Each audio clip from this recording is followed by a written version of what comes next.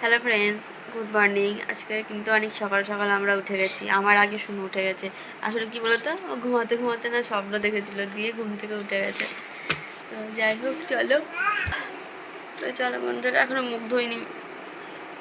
বিছানা থেকেই বেরিয়ে নিয়ে যে মশারি টানানোই রয়েছে, দেখছো এই যে। ওঠার পর কোনোদিন তোমাদের সামনে আসি না, এই যে অয়েল স্কিনের জন্য খুব বাজেভাবে স্পয়েল বেরোয় যে। তো আজকে ভিডিওটা আমি এখানেই শুরু করছি। আজকে সকাল থেকে আশা করি তোমরা সবাই সুস্থ আছো, ভালো আছো। আরও লাইভ ব্লগে নতুন একটি ভিডিওতে সকলকে অনেক অনেক স্বাগত।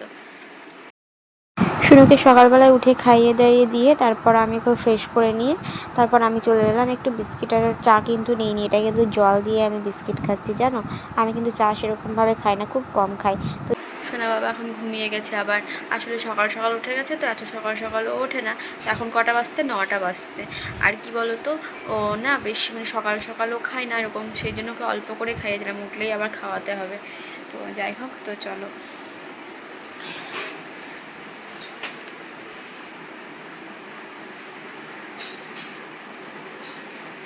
কি করে শুয়েছে দেখছো?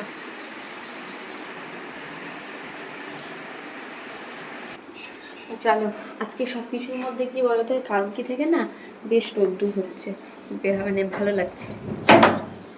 খুব যে অতিরিক্ত রোদ্দুর সেটা নয়, কিন্তু রোদ্দুর হচ্ছে কালকে থেকে, জানো। মানে কি বলতো, একদমই যে রোদ্দুর হচ্ছে না, শুধু মেঘলা মেঘলা হয়েই ছিল, বৃষ্টি পড়ছিল, তার থেকে বাঁচা গেছে। কিন্তু বৃষ্টি না হলেও না, তাই না বলো? যখন একদম বৃষ্টি বন্ধ হয়ে যায় তখন বৃষ্টির জন্য আমরা অপেক্ষা করি, আর যখন বৃষ্টি হয় তখন মানে কবে রোদ উঠবে, আর ভালো লাগছে না, তাই না বলো? আমাদের মানুষের মন পাওয়া খুব বড়ই কঠিন, ভগবানও ক্লান্ত হয়ে যায়।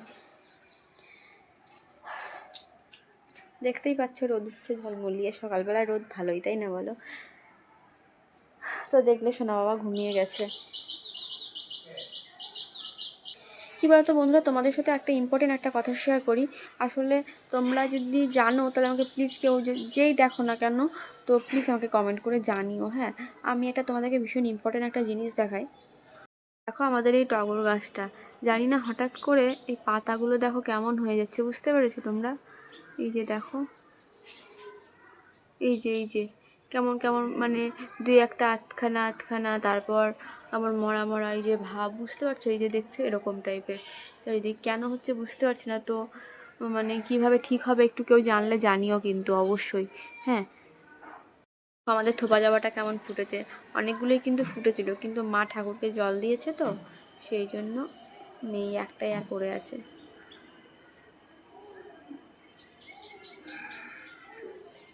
আমাদের গাঁদা গাছগুলোর অবস্থা দেখো, এই যে দেখছো গাঁদা গাছগুলো সব এই দিকে চলে আসছে, কেন বলো তো? এই যে এই ছাওয়াতে ঠিকঠাক রোদ পাচ্ছে না, সেই জন্য রোদের জন্য গাছগুলো সব এই দিকে বেঁকে চলে আসছে, দেখতে পাচ্ছ? বুঝতে পারছো? এই যে এরকমভাবে চলে আসছে এই সাইডটা করে উঠোনের সামনে দিয়ে। তো চলো ভিতরে যাই।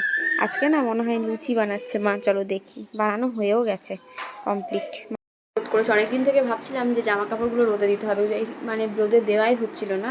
মানে যেহেতু বৃষ্টি ওয়েদার, তো আগের বছর রোদে দিতে পারিনি কিছু না, তার আগের বছর রোদে দিতে পারিনি, কারণ এত জামা আমি মানে আমার পছন্দ হয় না ঠিকঠাকভাবে না গোছানো হলে, ঠিক আছে? তো এই 2 বছর দেওয়া হয়নি। তো আজকে আমি ভালোভাবে রোদে দিয়ে নেবো, চলো।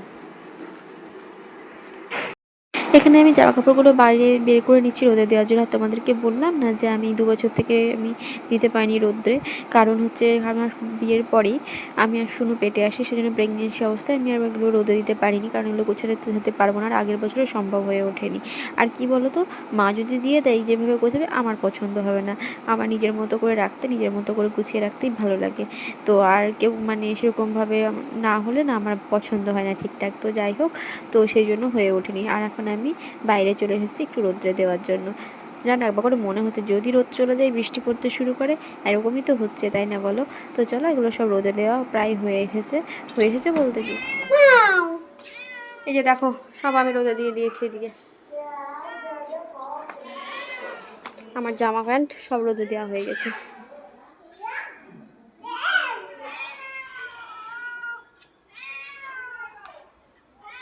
চলো পরে যাই, খাবারটা খেয়ে নিই। লুচি, মিষ্টি আর আলুর দম। আলুর দম না, আলুর তরকারি। আমার জলখাবার খাওয়ার পর চলে এসেছি আমি এখন একটু ঘরগুলো ঝাঁট দিয়ে নিতে। আর ওখানে দেখছি আমার আনলার নিচে একটা ছোট্ট কম্বলের আসন ছিল, সেটার মধ্যে কোথা থেকে ইঁদুর এসে পুরো কেটে ফেলেছে। তো যাই হোক না কেন, সেগুলো একটু ভালোভাবে পরিষ্কার করে নিলাম। ঝাঁট দেওয়াও প্রায় হয়ে গেছে। কি বলতো, পুরো বাড়িটাই ঝাঁট দেওয়া হয়েছে, কিন্তু তোমাদের সাথে পুরোটা শেয়ার করতে পারিনি। পুরো শেয়ার করতে গেলে অনেকটাই বড় ভিডিও হয়ে যেত। ঝাড় দেওয়াটা কমপ্লিট করি, তারপর আমি চলে যাব ঘরে। শোকেসের যেহেতু প্রথম টায়ারটা সব পরিষ্কার করেছি, সেই জন্য ওই জায়গা মানে পরিষ্কার বলতে রোদে দিচ্ছি, তাই সেই জায়গাটাকে ভালোভাবে একটু মুছে নিচ্ছি। তারপরে আবার জামা কাপড়গুলো ভরবো, যেহেতু পরিষ্কার হয়েছিল তবু একটু মুছে নিলাম। তো খারাপ হয়, দেখো পুরো ঘেমে গেছি এই রোদে। জামা কাপড়গুলো তুলতে গিয়ে এই যে অবস্থা দেখো। এখন আমাকে এগুলো সব গুছাতে হবে। দেখাই দাঁড়াও, দেখেছো পুরো অবস্থা। মানে শুধু কুর্তি রয়েছে আর চুড়িদার রয়েছে, মানে আমার। ঠিক আছে, তো চলো দেখো ফ্রেন্ডস, আমার এখানে সব গোছাগাছি কমপ্লিট হয়েছে। মানে জাস্ট ভাঁজ করা হয়েছে, গোছাগাছি বলতে এখন কিন্তু গুছিয়ে আমাকে এখন ভরতে হবে। এই যে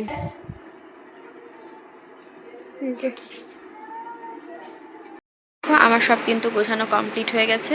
এই যে বুঝতে পারছো, সব কমপ্লিট হয়ে গেছে গোছানো। ন্যাপথলিনটা বাইনে ছিল বাবা, কিন্তু মানে অন্য আলমারিতে দেওয়া হচ্ছে বলে এখন দেওয়া হয়নি। এবারে কালকে নিয়ে আসবে, তারপর আবার দিয়ে দেবো। তো চলো, সব গোছানো কমপ্লিট। আর এখানে এই যে কালকে ভেবেছি এইগুলো সব দেবো। শীতের পোশাক আছে এখানে, আর কিছু ব্লাউজ আছে, দু একটা শাড়ি রয়েছে এখানে। আর সেরকমভাবে এখানে বেশিরভাগই শীতের পোশাক রয়েছে আমার। তো চলো, ভিডিওটা আমি এখানেই শেষ করছি। আসলে আমি আর ভিডিওটা মানে কন্টিনিউ করতে পারিনি, কারণ আমি প্রচণ্ড ক্লান্ত হয়ে গেছিলাম। ওই ওগুলো গোছানোর পরে না, আমি যেহেতু একটু মানে মাজাটা মানে ঘোরাঘুরি হয়ে হয়ে একটু ভাঁজটা করতে হয়েছে। তো প্রচণ্ড মাজা ব্যথা করতে, মানে কোমরে ব্যথা করছিল, সেই জন্য। তো চলো, আজকে ভিডিওটা আমি এখানেই শেষ করছি। আর আমি নেক্সট একটা ভিডিওতে ব্লগে আমি আমার ড্রেসগুলো তোমাদেরকে, আমার ড্রেসের যে কালেকশনগুলো, সেটা আমি যতটা পারবো তোমাদের সামনে তুলে ধরবো। তো তোমাদেরকে আমি দেখাবো। তো চলো, আজকে ভিডিওটা আমি এখানেই শেষ করছি। আমার ভিডিওটি ভালো লেগে থাকলে লাইক করো, কমেন্ট করো, আমার ভিডিওটি সাবস্ক্রাইব করে দিও। আমার ভিডিওটি শেয়ার করে দিও। আমার চ্যানেলটি প্লিজ সাবস্ক্রাইব করো। যারা ফেসবুক থেকে দেখছো তারা ফেসবুক পেজটি ফলো করে দিও। সবাই সুস্থ থেকো, ভালো থেকো, দেখা হচ্ছে নেক্সট ভিডিওতে।